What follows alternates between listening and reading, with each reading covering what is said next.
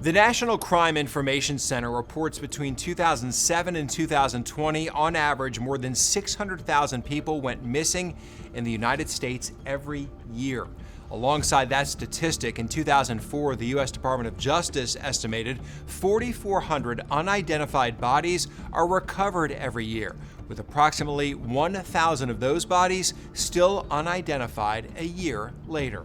To help address the staggering number, analysts with the Ohio Bureau of Criminal Investigation are teaming up with researchers from The Ohio State University to take Jane and John Doe cases in a new direction.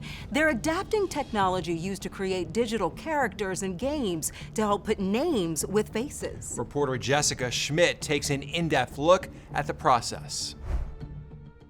Sitting on a shelf inside Samantha Molnar's office are sculptures that have helped solve cases. Being able to work on these cases and bring names back and then maybe even charges is the best feeling. For close to a decade, Samantha has worked as a criminal intelligence analyst and forensic artist at the Ohio Bureau of Criminal Investigation, a path she carved out for herself even as a child. I used to watch this stuff as a kid and always dream about being able to do this. After undergoing training, she learned how to recreate a person's face based on their skeletal remains. I really want to pull out that overbite or that broken nose or whatever it may be. Law enforcement officials first try using dental records, fingerprints, or DNA to lead them to an identification.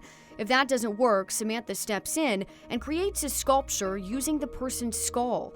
With help from a team at Ohio State University, using photogrammetry, they can replicate real-world objects. They just take pictures on an iPhone of the skull and they put it into a program that can generate a 3D model of that skull. It prints really well on a 3D printer, and then I will just sculpt on top of that 3D copy. It typically takes about a month for her to finish shaping and structuring her clay creation. You're going to look around this room and you're going to see faces that look very different, but all of them follow the exact same process. So it's the muscle structure, the tissue depth markers, and then building the face. I do use an oil-based clay that doesn't dry. In the past, once Samantha finished building a face, the clay bust would be given to the investigating agency, and the artistry really stopped there. But now, researchers at OSU, like Jeremy Patterson, are taking technology to a whole new level. We've been able to take a tool that's normally used for game development, for creating digital characters in games, and feed these scans into it and set it up so that it can take the original base sculpt, use that as an indicator of facial structure, and once it's loaded in, it creates a highly variable, very realistic rendition of what this individual might have looked like. If there are questions about the person's facial features, they can alter the realistic digital images in real time. I literally just have a skull. I have a crime scene report that might tell me if there's hair that's found. Maybe there's no hair found. Maybe there's no clothing found and I have no clue what size this person was. You can change hairstyle, eye shape, all of these things that might be off in the sculpt because there's not indications of what it might look like.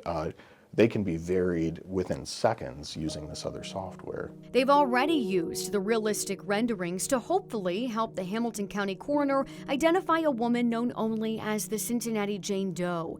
She was found partially buried in a mulch bed in Avondale back in 2018. Her remains were wrapped in a blanket with a rose resting on her chest. It was remarkable. I mean, it was going from seeing this individual as this, clay version of somebody to almost a living person again. And it was one of those moments where you look at it and you realize this is different, it's important.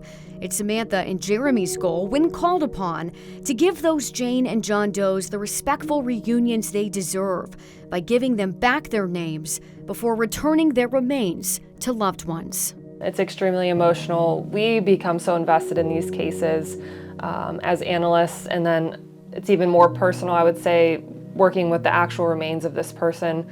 Especially some of these people have had some really awful things happen to them. I'm hoping all of them will be solved. When all is said and done, that's the important thing, is that these individuals are identified we know their names.